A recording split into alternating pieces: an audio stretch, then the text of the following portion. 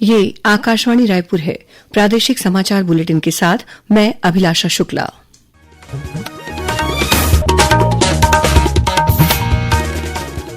और अब पेश है आज के मुख्य समाचार।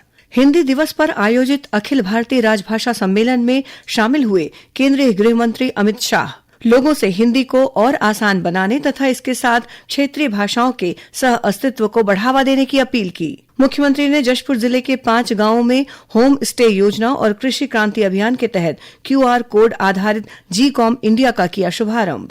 18 सितंबर से राजिम रायपुर के बीच चलेगी मेमू ट्रेन, मुख्यमंत्री दिखाएंगे हरी झंडी। और देश से मानसून की विदाई शुरू हुई, छत्तीसगढ़ में वर्षा की गतिविधि में कमी आने की संभावना। अब समाचार विस्तार से। आज हिंदी दिवस है। इस अवसर पर केंद्रीय गृह मंत्री अमित शाह गुजरात के गांधीनगर में हिंदी दिवस और 5वें अखिल भारतीय राजभाषा सम्मेलन में शामिल हुए। सम्मेलन को संबोधित करते हुए श्री शाह ने हिंदी को और आसान बनाने तथा इसके साथ क्षेत्रीय भाषाओं के सह अस्तित्व को बढ़ावा देने की अपील की। उन्होंने लोगों से मातृभाषा का सम्मान करते हुए हिंदी का समर्थन करने का आह्वान किया।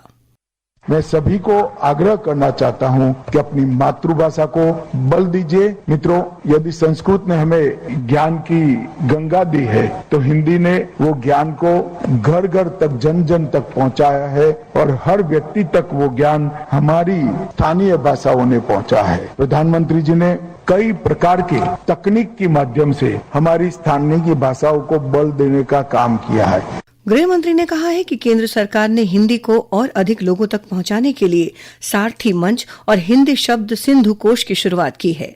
श्री शाह ने कहा कि हिंदी को विज्ञान, प्रौद्योगिकी, न्याय और पुलिस की भाषा भी बनाना होगा। गृह मंत्री ने विश्वास व्यक्त किया कि वर्ष 2029 तक हिंदी शब्द सिंधु कोश दुनिया का सबसे बड़ा विश्वकोश बन जाएगा। गृह मंत्री ने अभिभावकों से घर पर मातृभाषा के उपयोग की अपील भी की। राष्ट्रीय कृषि सम्मेलन रबी अभियान कल 15 सितंबर से नई दिल्ली में आयोजित किया जाएगा। 2 दिवसीय इस सम्मेलन की अध्यक्षता कृषि और किसान कल्याण मंत्री शिवराज सिंह चौहान करेंगे। समारोह के माध्यम से देश के कृषि विशेषज्ञ, वैज्ञानिक और नीति निर्माता रबी फसल की चुनौतियों पर चर्चा करेंगे। इस सम्मेलन में छत्तीसगढ़ के कृषि मंत्री रामविचार नेताम भी शामिल होंगे। सम्मेलन में श्री नेताम प्रदेश में किसानों के हित में लिए गए निर्णयों, नीतियों और विकास कार्यों के साथ केंद्र और राज्य सरकार द्वारा संचालित योजनाओं की प्रगति की जानकारी देंगे। इस सम्मेलन में देश भर के कृषि विशेषज्ञों, वैज्ञानिकों, नीति निर्धारकों और राज्य के प्रतिनिधि शामिल होंगे। कृषि सम्मेलन विकसित कृषि संकल्प अभियान के दूसरे चरण का हिस्सा है, जिसका उद्देश्य रबी फसल के उत्पादन और कार्य योजना के बारे में मार्गदर्शन करना है। मुख्यमंत्री विष्णुदेव साय ने आज जशपुर जिले के देवबोरा, केरे, दनगरी, छिछली और घोघरा गांवों में होम स्टे योजना का शुभारंभ किया। इस मौके पर मुख्यमंत्री ने कहा कि राज्य सरकार पर्यटन क्षेत्र को एक उद्योग के रूप में विकसित करने के लिए कृत संकल्पित है। उन्होंने कहा कि होम स्टे नीति पर्यटन को नई पहचान देगी, साथ ही स्थानीय युवाओं और समुदायों के लिए रोजगार तथा उद्यमशीलता के अवसर भी प्रदान करेगी। अपने जशपुर प्रवास के दौरान मुख्यमंत्री ने कृषि क्रांति अभियान के तहत QR कोड आधारित GCOM इंडिया का शुभारंभ बगिया स्थित अपने निवास कार्यालय से किया। इस अवसर पर मुख्यमंत्री ने कहा कि कृषि क्रांति अभियान का उद्देश्य किसान कॉल सेंटर, एग्रीबिड और बाजार व्यवस्था को सरल बनाना है। QR कोड शुरू कर रहे हैं। ये QR कोड से बाजार में उपज का क्या कीमत है इसका पता चलेगा और कहां पर ग्राहक होंगे। कई बार क्या होता है, हम लोग उपज तो ले लेते हैं लेकिन मार्केट नहीं मिलता है और हम लोग को औने पौने दाम में बेचना पड़ता है। कभी कभी टमाटर सबको फेंकना भी पड़ता है, लेकिन इस QR कोड के माध्यम से हम लोग ग्राहक भी पता कर पाएंगे और वास्तविक रेट भी मिलेगा। तो इस तरह से कृषि के सेक्टर में एक बड़ा क्रांति का आज शुरुआत हो रहा है। कार्यक्रम में झारखंड के पूर्व मुख्यमंत्री अर्जुन मुंडा भी मौजूद थे। मुख्यमंत्री विष्णुदेव साय की उपस्थिति में जशपुर जिला प्रशासन और विज्ञान भारती के बीच एक समझौता ज्ञापन पर हस्ताक्षर किए गए हैं। इस समझौते का उद्देश्य जिले के विद्यार्थियों में वैज्ञानिक दृष्टिकोण का विकास करना तथा उन्हें विज्ञान और प्रौद्योगिकी से जोड़ना है। इस पहल के अंतर्गत विद्यालयों में विज्ञान शिक्षा को प्रोत्साहित करने के लिए विभिन्न कार्यक्रम संचालित किए जाएंगे। रेलवे ने राजिम रायपुर मेमू ट्रेन सेवा को मंजूरी दे दी है। ये ट्रेन 18 सितंबर से नई ब्रॉडगेज रेल लाइन पर रायपुर से नवा रायपुर और अभनपुर होते हुए राजिम तक चलेगी। मुख्यमंत्री विष्णुदेव साय मेमू ट्रेन को सुबह 11 बजे हरी झंडी दिखाकर राजिम से रायपुर के लिए रवाना करेंगे। रेलवे ने मेमू ट्रेन सेवा की समय सारणी भी जारी कर दी है। इस ट्रेन का ठहराव मंदिर हसौद, सीबीडी, केंद्री, अभनपुर, मानिकचौरी और राजिम में होगा। प्रादेशिक समाचार आप आकाशवाणी रायपुर से सुन रहे हैं। छत्तीसगढ़ की खबरों से है आपका वास्ता और खबरों की विश्वसनीयता से है हमारा वास्ता। आकाशवाणी समाचार रायपुर के प्रादेशिक समाचार बुलेटिन के साथ ही हमारे समसामयिक कार्यक्रम आप रेडियो के अलावा अपने मोबाइल पर भी सुन सकते हैं। आकाशवाणी समाचार फेसबुक, ट्विटर और यूट्यूब पर भी उपलब्ध है। हमारा Facebook page Chhattisgarh news on AIR, Twitter handle CGAIR news और हमारा यूट्यूब चैनल है छत्तीसगढ़ AIR न्यूज। तो अब रेडियो के साथ ही आपके मोबाइल के जरिए भी हम पहुंच रहे हैं आप तक। छत्तीसगढ़ की हर खबर के लिए सुनते रहिए आकाशवाणी समाचार। और अब आगे बढ़ते हैं बाकी के समाचारों की ओर। प्रदेश के सभी जिला और व्यवहार न्यायालयों में कल राष्ट्रीय लोक अदालत का आयोजन किया गया। लोक अदालत में 47 लाख से अधिक मामलों का निराकरण आपसी सहमति से किया गया और 7 अरब 39 करोड़ रुपए से अधिक की राशि का अवार्ड पारित हुआ। वहीं रायपुर में 9,37,000 मामलों का निराकरण किया गया।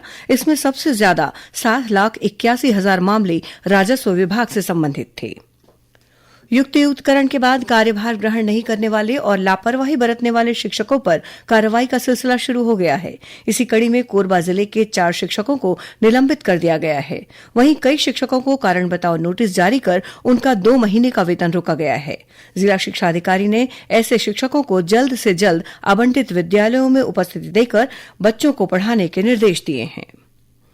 केंद्र सरकार द्वारा जीएसटी की दरों में किए गए सुधारों का फायदा विभिन्न क्षेत्रों के अलावा करदाताओं को भी मिलेगा। उप मुख्यमंत्री और गृह मंत्री विजय शर्मा ने कहा है कि जीएसटी में किए गए सुधारों से आयकर जमा करने की प्रणाली पहले से और बेहतर होगी। जीएसटी का नया जो फॉर्म आया है जिसमें 4 स्लैब को हटा करके सिर्फ 2 स्लैब रखा गया है। पहले 5, 12, 18 और 40% जीएसटी लगा करता था। अब 5 और 18 2 आधार पर ही जीएसटी लग रहा है। टैक्सेशन सिस्टम इतना अच्छा हो गया कि एक साथ ही लोगों को 12 लाख रुपए की इनकम तक का छूट, उस पर कोई टैक्स नहीं लगेगी, ऐसा सरकार घोषणा कर सकती है। इतना बड़ा साहस सरकार करती है, ये हमारे देश में हुआ। राज्य के पुलिस महानिदेशक अरुण देव गौतम बीते 11 सितंबर को सुरक्षा बलों द्वारा चलाए गए नक्सल ऑपरेशन में शामिल जवानों से मिलने आज गरियाबंद पहुंचे। इस दौरान उन्होंने जवानों से नक्सल ऑपरेशन पर चर्चा की। उन्होंने जवानों की सफलता पर उन्हें बधाई देते हुए कहा कि बिना किसी नुकसान के इतनी बड़ी सफलता हासिल करना सुरक्षा बलों की सटीक रणनीति का परिणाम है। इस मौके पर एडीजीपी विवेकानंद सिन्हा और रायपुर रेंज के आईजी अमरेश मिश्रा भी मौजूद थे। इन अधिकारियों ने जवानों के साथ भोजन भी किया। गौरतलब है कि गरियाबंद जिले के मैनपुर इलाके में बीते 11 सितंबर को सुरक्षा बलों के साथ हुई मुठभेड़ में करीब 1 करोड़ रुपए के इनामी माओवादी कमांडर सहित 10 माओवादी मारे गए थे। बलरामपुर जिले के 26 युवाओं का चयन अग्निवीर के लिए हुआ है। इन युवाओं ने आज रायपुर में मुख्यमंत्री विष्णुदेव साय से मुलाकात की। इस अवसर पर मुख्यमंत्री ने अग्निवीर में चयनित युवाओं को बधाई देते हुए कहा कि ये उपलब्धि न केवल उनके परिवार, गांव और जिले के लिए गौरव की बात है, बल्कि पूरे छत्तीसगढ़ राज्य के लिए गर्व का विषय है। मुख्यमंत्री ने अतिथि शिक्षक सुदर्शन यादव और उनकी टीम द्वारा युवाओं को दिए जा रहे निःशुल्क सेना भर्ती प्रशिक्षण के प्रयासों की सराहना की। आंध्र प्रदेश के तिरुपति में आज से 2 दिवसीय राष्ट्रीय महिला सशक्तिकरण सम्मेलन का आयोजन किया जा रहा है। सम्मेलन का उद्घाटन लोकसभा अध्यक्ष ओम बिरला ने किया। इस सम्मेलन में छत्तीसगढ़ विधानसभा द्वारा गठित महिलाओं और बालकों के कल्याण संबंधी समिति की सभापति रेणुका सिंह, समिति के सदस्य अनिला भेंडिया और शेषराज हरबंस भी शामिल हो रहे हैं। उप मुख्यमंत्री अरुण साव ने जांजगीर नैला नगर पालिका और चांपा नगर पालिका में 19 करोड़ 53 लाख रुपए से अधिक की लागत के विभिन्न विकास कार्यों का भूमि पूजन और लोकार्पण किया। इस मौके पर श्री साव ने जांजगीर नैला में नगर पालिका के कार्यालय भवन और विकास कार्यों के लिए 2.5 करोड़ रुपए और चांपा नगर पालिका में मूलभूत सुविधाओं के विस्तार तथा विकास कार्यों के लिए 3 करोड़ रुपए देने की घोषणा की। और अब पेश है मौसम का हाल। प्रदेश में अब वर्षा की गतिविधियों में कमी आने की संभावना है। मौसम विभाग के अनुसार देश भर से मानसून की विदाई का सिलसिला शुरू हो चुका है और अगले 2 से 3 दिनों में राजस्थान, पंजाब और गुजरात के कुछ भाग से विदाई हो सकती है। इस बीच मौसम विभाग ने कल प्रदेश में अनेक स्थानों पर हल्की से मध्यम वर्षा होने अथवा गरज चमक के साथ छींटे पड़ने की संभावना जताई है। वहीं 1-2 स्थानों पर आकाशीय बिजली भी गिर सकती है। और अब कुछ समाचार संक्षेप में। महिला और बाल विकास मंत्री लक्ष्मी राजवाड़े ने बलरामपुर रामानुजगंज जिले के प्रवास के दौरान विभिन्न संस्थाओं का निरीक्षण कर व्यवस्थाओं का जायजा लिया। इस दौरान उन्होंने अधिकारियों को संस्थाओं की व्यवस्थाओं को और बेहतर बनाने के निर्देश दिए। पीपल्स केयर द्वारा एक पीपल एक परिवार एक पुण्य कार्यक्रम का आयोजन जगदलपुर में किया गया। कार्यक्रम में 121 परिवारों ने पीपल के पौधे लगाए। और जांजगीर चांपा जिले में एक व्यवसायी से बीते 6 सितंबर को 10 लाख रुपए से अधिक की लूट के मामले में पुलिस ने नाबालिग समेत 3 आरोपियों को गिरफ्तार किया है, जबकि एक अन्य आरोपी फरार है। पुलिस ने आरोपियों के पास से 10,44,000 रुपए बरामद किए हैं। अंत में मुख्य समाचार एक बार फिर। हिंदी दिवस पर आयोजित अखिल भारतीय राजभाषा सम्मेलन में शामिल हुए केंद्रीय गृह मंत्री अमित शाह लोगों से हिंदी को और आसान बनाने तथा इसके साथ क्षेत्रीय भाषाओं के सह अस्तित्व को बढ़ावा देने की अपील की। मुख्यमंत्री ने जशपुर जिले के 5 गांवों में होम स्टे योजना और कृषि क्रांति अभियान के तहत QR कोड आधारित GCOM इंडिया का किया शुभारंभ। 18 सितंबर से राजिम रायपुर के बीच चलेगी मेमू ट्रेन, मुख्यमंत्री दिखाएंगे हरी झंडी। और देश से मानसून की विदाई शुरू हुई, छत्तीसगढ़ में वर्षा की गतिविधि में कमी आने की संभावना। इसी के साथ प्रादेशिक समाचार बुलेटिन समाप्त हुआ। नमस्कार।